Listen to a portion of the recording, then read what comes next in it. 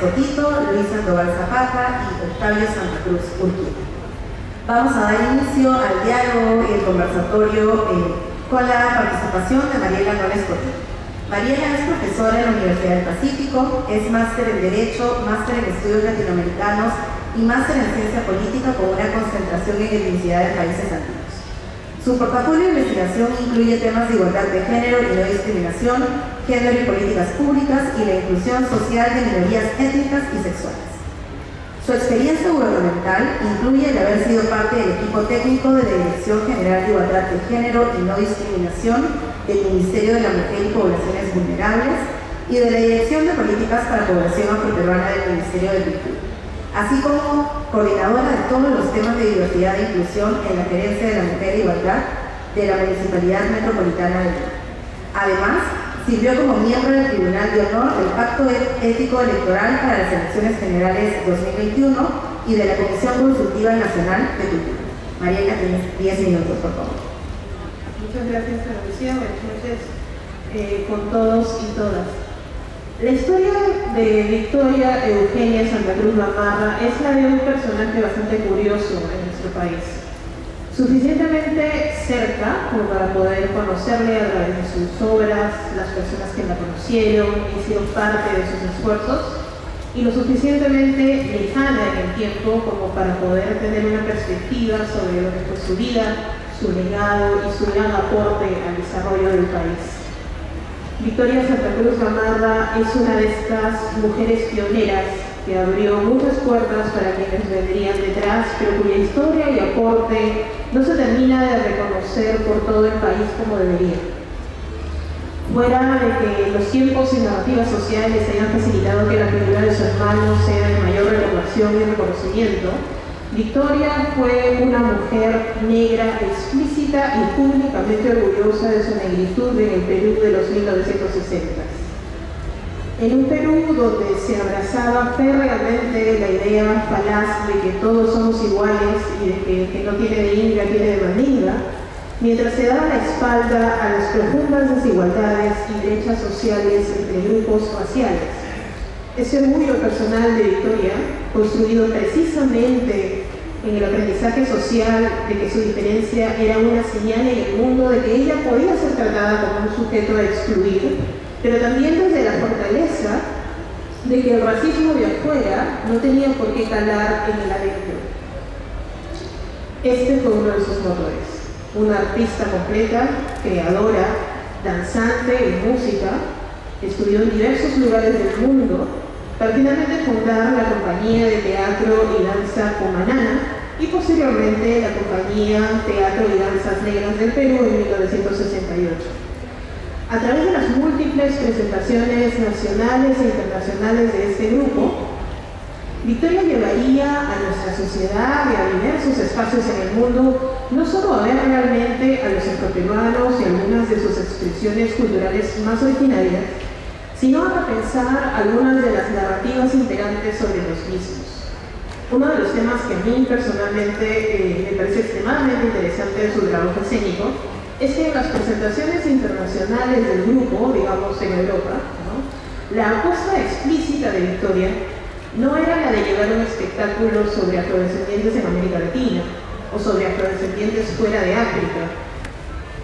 Su apuesta fue siempre la de llevar a cada país del mundo donde se presentara la compañía que estuviera dirigiendo la imagen y la historia de los negros en el Perú. Su aporte, sin embargo, no se redujo únicamente a la revaloración y rescate del arte negro en el país. Como directora de lo que hoy es la Escuela Nacional de Folclore y luego del Conjunto Nacional de Folclore, lo que hoy es el Ballet Folclórico Nacional, su trabajo incluyó el estudio y presentación de las formas más auténticas de la expresión cultural, tanto en la danza, la representación y el vestido de las múltiples danzas y expresiones que hacen parte de nuestro acervo cultural a lo largo de todo nuestro territorio. Más aún, yo sé que estamos convenidos aquí para pensar, reflexionar sobre su palabra escrita, pero lo cierto es que hay mucho más allá, cosas mucho más allá que podemos mirar. El aporte de Victoria no se reduce únicamente a su obra. Muy poco conversado esto, hay un gran aporte en su presencia misma. Victoria, por ser quien era, y sobre todo cómo era, se volvió un ser político importante. Su discurso, cómo se movía, cómo navegaba el mundo, sus temas de conversación y, claro, los de escritura, cómo se presentaba y se plantaba en la sociedad, le hicieron un ser político, una persona que representaba y representa mucho. Además de generar escenarios de creación donde presentaba y representaba la realidad y narrativa sobre los afroperuanos de una manera que obligaba a la sociedad en general a repensar sus propias ideas y estereotipos sobre esta población. Su arte, sus creaciones, podemos pensar en el Gitano Negra como un ejemplo concreto, muestran la trayectoria del descubrimiento de su propia negritud, el entender lo que significaba socialmente y superar la mirada negativa del entorno para volver este obstáculo social y externo, si se quiere, en semilla originaria. Victoria nos enseña que el camino para pensarse y repensarse es largo, doloroso y lleno de experiencias, pero al otro lado la liberación es bella. Estudiosa del ritmo, políglota, creadora escénica y cultural, profesora universitaria luego y pensadora contemporánea, Victoria Santa Cruz Gamarra cumpliría este año 100 años de vida. Su legado, sin embargo, su trabajo, su obra escrita, su expresión y sus expresiones nos dejaron mucho, no solo a los afroperuanos, sino a todos los peruanos. Nos toca a nosotros la tarea de seguir construyendo un mejor país, mirándonos y ofreciendo siempre como Victoria lo mejor de nosotros para solo así poder avanzar. Como dice la maestra en su libro Ritmo, el eterno organizador, el río está siempre allí, pero el agua no es nunca la misma. Muchas gracias.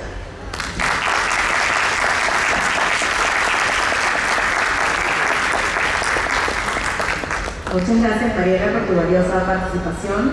Continuando con el diálogo, quisiera presentar a Luis Sandoval Zapata. Luis es artista de formación múltiple, se desempeña como director teatral, actor, bailarín, coreógrafo y pedagogo. Fundador y director de Teatro del Milenio desde 1992, ha producido obras teatrales en base a las experiencias de la cultura afroperuana, tales como Viendo la Ausencia, Caribú, Noche de Negros, Callejón, Imbafá, La Ciudad Suena, Mama Negra, Mama Tina. Durante los 3 últimos años ha dirigido coreografías de zapateo y danzas afroperuanas con diferentes elencos profesionales y semiprofesionales de los Estados Unidos. De formación autodidacta, ha participado en talleres de investigación del trabajo del actor con el grupo Raíces en la Escuela de Danzas del Mundo de Montpellier en Francia, donde estudió coreografía, danza contemporánea y danzas africanas. Ha realizado talleres con Eugenio Barba y el Olim Theatre de Dinamarca. Ha estudiado danza Kathakali de la India. Como director y actor del Teatro del Milenio, ha realizado múltiples giras por Latinoamérica, Estados Unidos y Europa. Luis, tienes 10 minutos. Gracias, Ana. Buenas noches. Como bien lo dice Ana Lucía, mi experiencia es básicamente teatral y conocí a Victoria Santa Cruz como un personaje icónico de nuestra cultura, un encuentro de teatro de grupo en el año 98. Este encuentro se da cada 10 años, o se daba cada 10 años, ahora creo que es más recurrente, y se lo organizaba el grupo Cuatro Tablas y llegaba hasta ese encuentro que siempre se hacía en la ciudad de Ayacucho, salvo un par de años por la guerra interna, no se hizo y se hizo en otros lugares. En ese encuentro llegaba el Olim Theatre de Dinamarca y muchos grupos de una corriente teatral que se llama el Tercer Teatro. El Tercer Teatro es una corriente impulsada por Eugenio Barba, que deviene de un teatro no naturalista, un teatro de trabajo del cuerpo, un teatro que implica otro tipo de dramaturgia, no solamente la dramaturgia de las palabras, sino también la dramaturgia del cuerpo, de las acciones físicas, de los elementos, del vestuario y de todos los elementos constitutivos de la creación teatral. Esto en los años 60 fue revolucionario. Ahora convive con otros tipos de teatro en nuestra ciudad y en el mundo. Cuento esto porque es importante para ver el tipo de teatro que hacía Victoria Santa Cruz. Para muchos de los teatristas en nuestro país, Victoria Santa Cruz hacía folclore y no hacía teatro. Y lo he escuchado en algunas charlas y algunas exposiciones de especialistas de teatro que hablan del teatro de los 60 y no mencionan el aporte del teatro de Victoria Santa Cruz. Porque para muchos el teatro se queda solamente en un teatro naturalista, un teatro que intenta de una corriente teatral originada por los estudios de Stanislavski a finales del siglo XIX. Los primeros estudios de Stanislavski, estudioso ruso del teatro, porque en la segunda parte del estudio de Stanislavski él abordó el tema de las acciones físicas dentro de las propuestas teatrales. Esta propuesta fue seguida por muchos artistas como Meyerhold, como Gordon Craig, como Grotowski posteriormente Barba o Peter Brook. Es interesante esto porque también hay un personaje que para mi parecer es un ingrediente importante para entender el teatro de Victoria, que se llama Antonín Artaud. Artaud plantea un teatro que vuelva a las fuentes, un teatro que se conecte con las tradiciones originarias, un teatro que implique volver al punto de partida de donde se originó el teatro.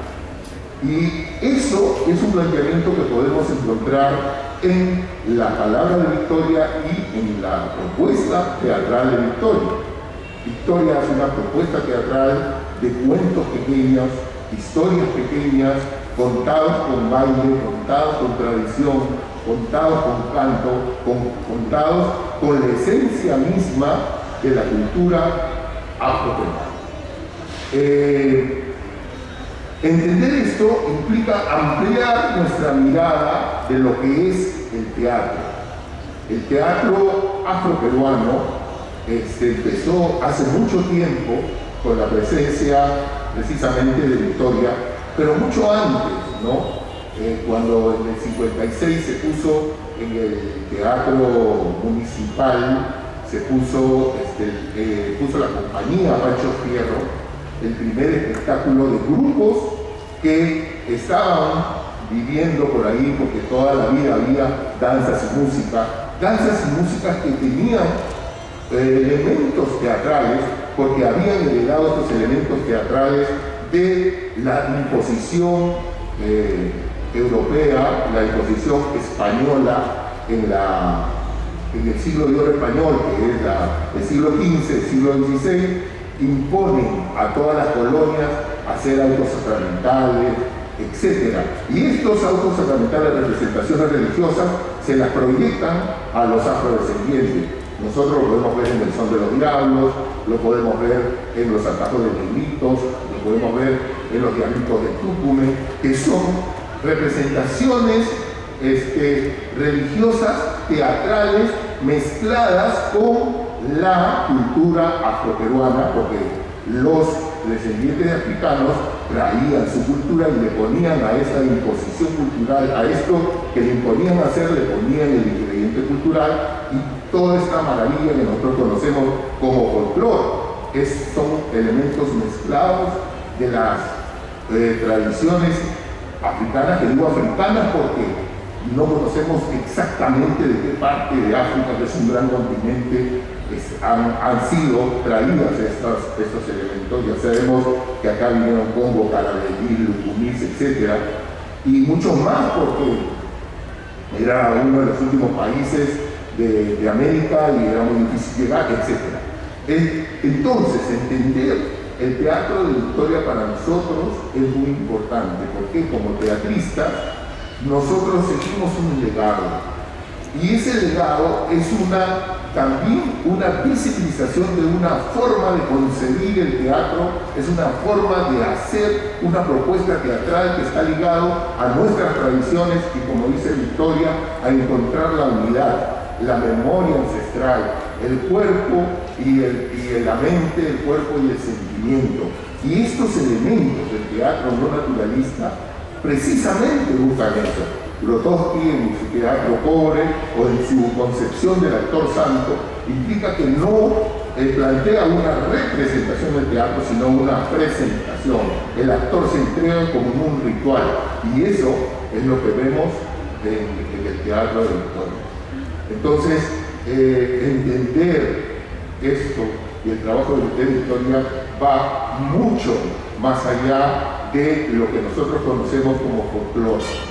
No porque el folclore sea malo, no porque el folclore sea limitado, sino porque la propuesta de Victoria es una propuesta vanguardista en su época, una propuesta que ahora se hace mucho. Ahora hay teatro físico, ahora hay teatro simbolista, ahora hay teatro de muchas maneras, pero había un tiempo en que no, había solamente una forma de hacer teatro, y todo lo que no correspondía a esa forma no era considerado teatro.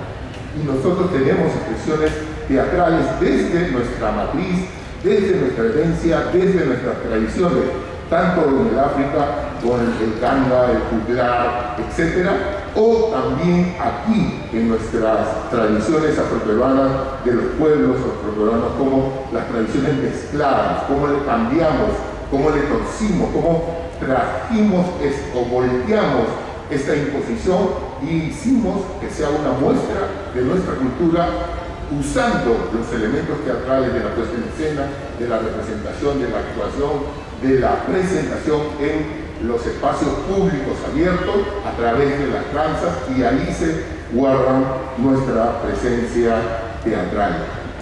Solamente he hablado rápido, porque tengo solamente 10 minutos, porque en realidad este trabajo de Victoria es muy especial. Hay mucho que investigar acerca de lo que ella hizo y cómo hasta ahora esos reflejos nos llegan. En el Perú tuvimos una representación del grupo de teatro de danzas negras hasta cierto momento. Después apareció Perú Negro paró sus actividades en los 90, nosotros con Milenio aparecimos en los 90 y rehicimos muchas cosas que ya se habían caminado, pero luego nos encontramos con todo este bagaje y todo este conocimiento que ya Victoria había explorado y nos ha enriquecido, como pienso enriquece a todo el movimiento teatral afro que en este momento se está generando. Gracias.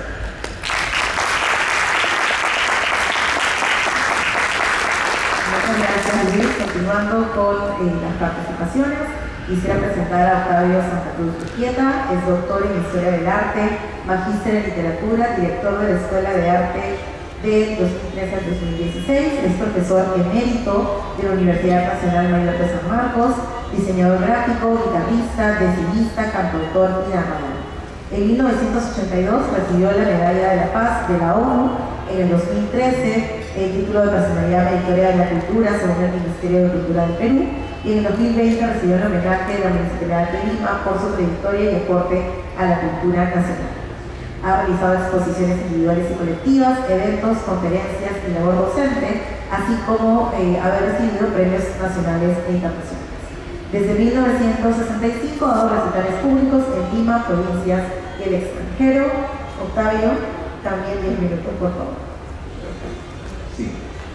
¿Escuchan? ¿Sí? Bien, muy buenas noches.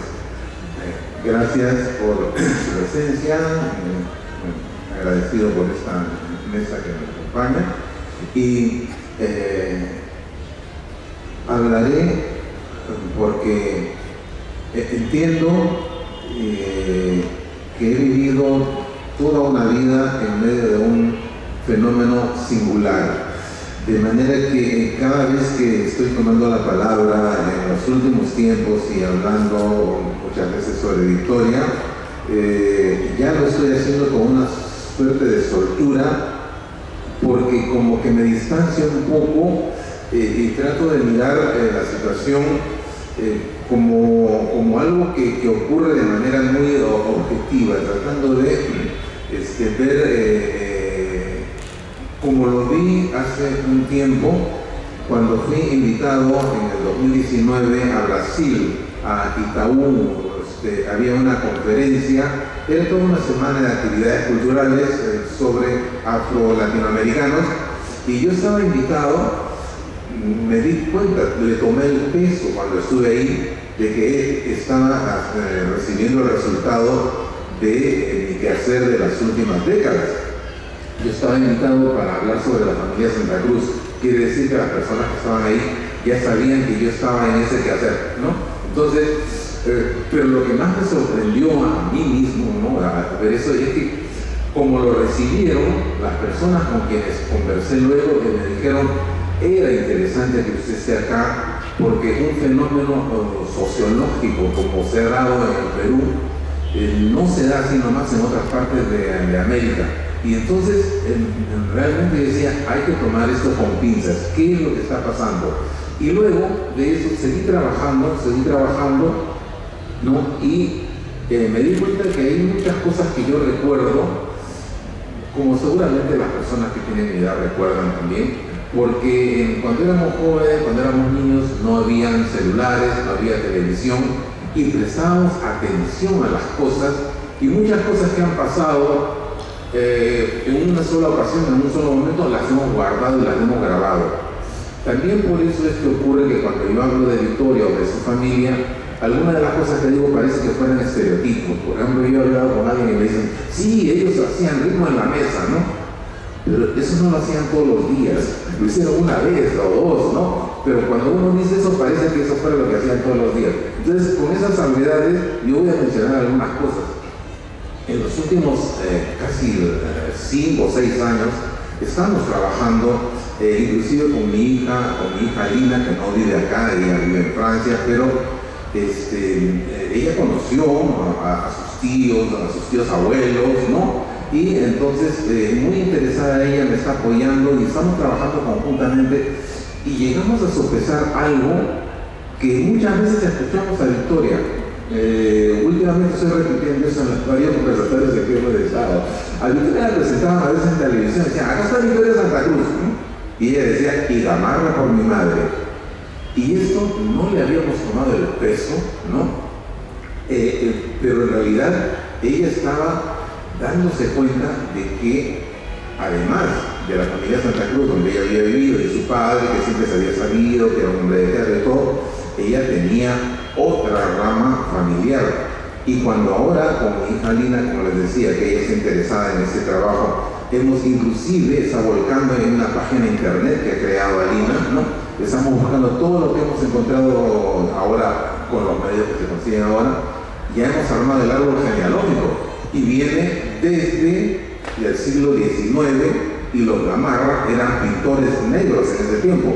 Me imagino lo que habrán pasado en esos tiempos para hacerse un espacio y ser conocidos como pintores y ser retratistas de la gente de sociedad, ¿no? Bueno, ¿a dónde va todo eso? Que si estamos hablando de Victoria y de su palabra escrita, ¿no?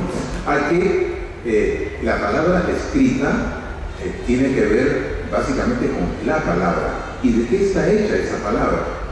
Yo diría que hoy por hoy nos estamos dando cuenta de que todo lo que es Victoria es el resultado de haber convivido con un grupo de familiares, su padre, su madre y sus hermanos, y haber compartido desde la niñez.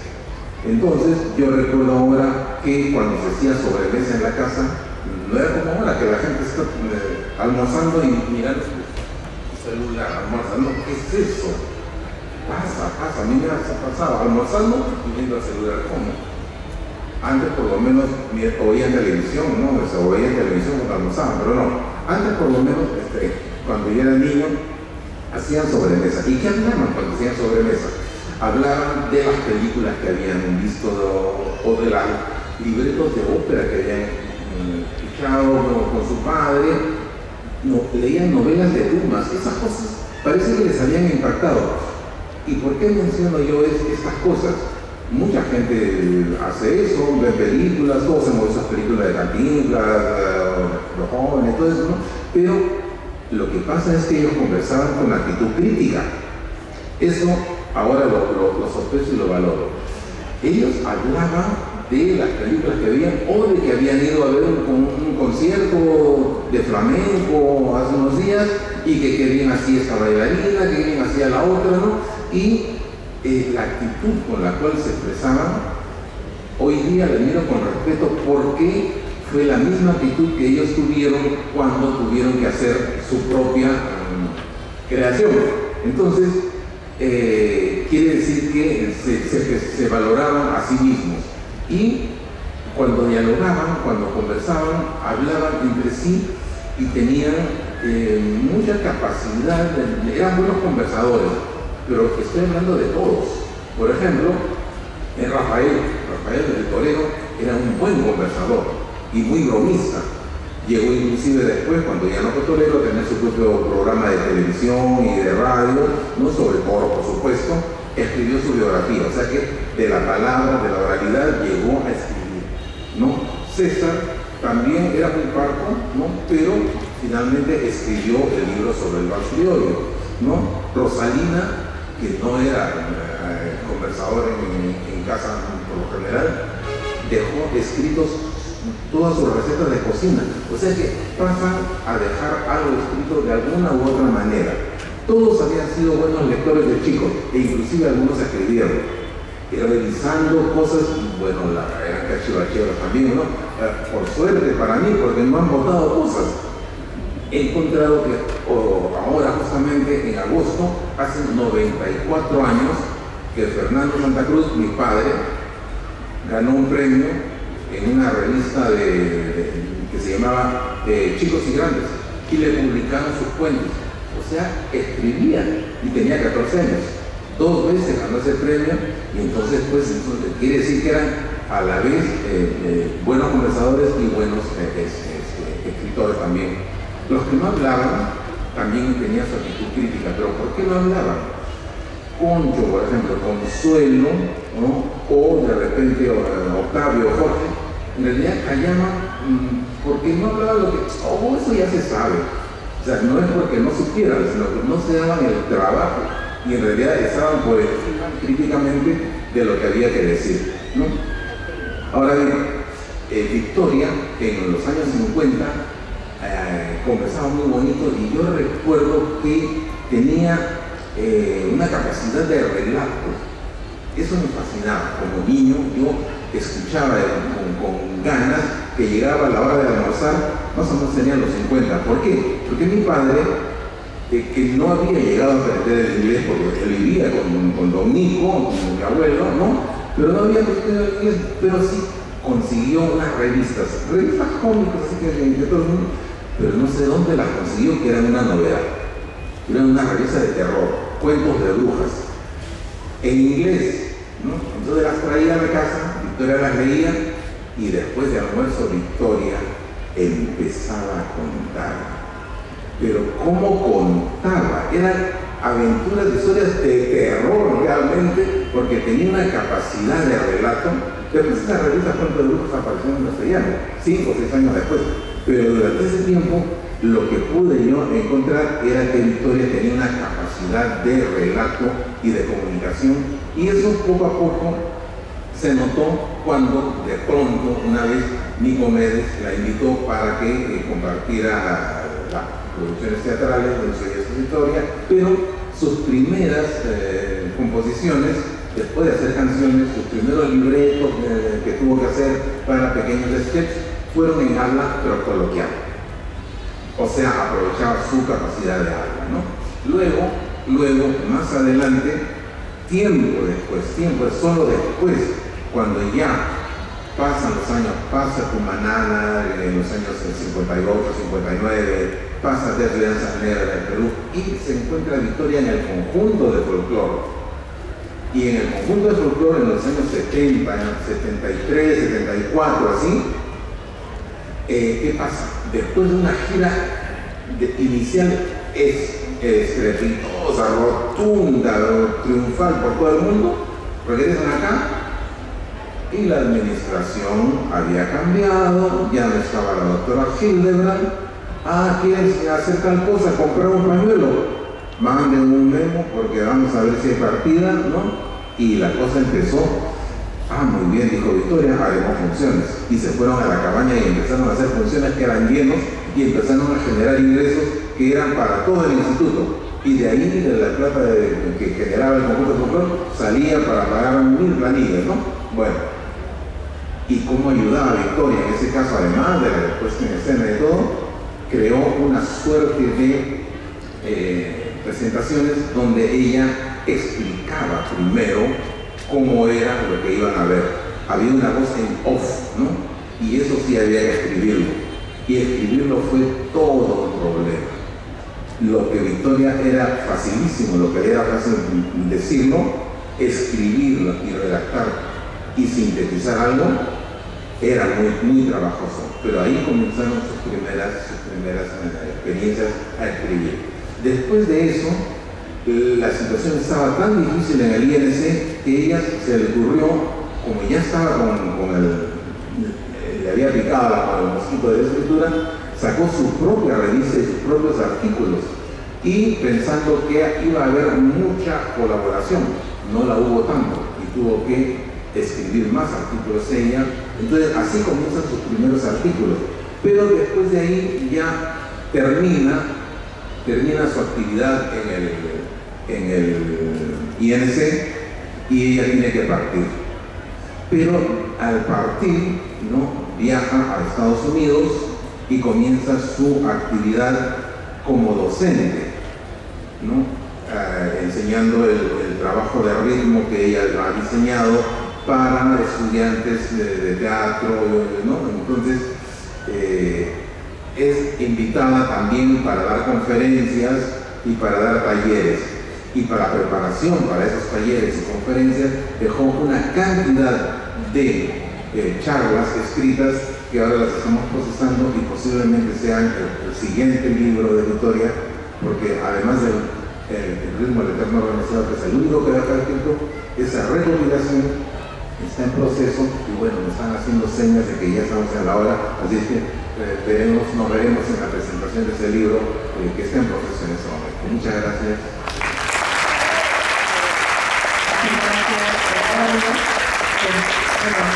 Como mencionaba, ya estamos a punto de terminar este conversatorio. Realmente tener 40 o 45 minutos para hablar del trabajo extenso de Victoria Santa Cruz es un tiempo bastante corto, pero les agradezco muchísimo a cada uno de los panelistas que nos han acompañado hoy, que nos han contado desde su propia experiencia y de sus vivencias cuál es el legado realmente de Victoria Santa Cruz y cuál es el impacto de su trabajo que todavía sigue siendo muy vigente el día de hoy.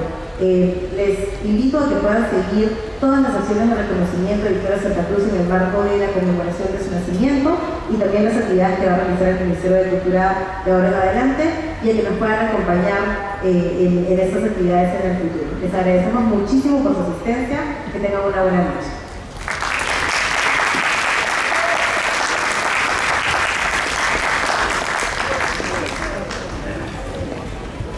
Perdón, por favor, las personas que estén saliendo pueden acercarse hacia la mesa que está en la parte de atrás. Les van a traer algunos bolsos con materiales promocionales de Victoria Santa Cruz. Por favor, háganlo de manera obligatoria.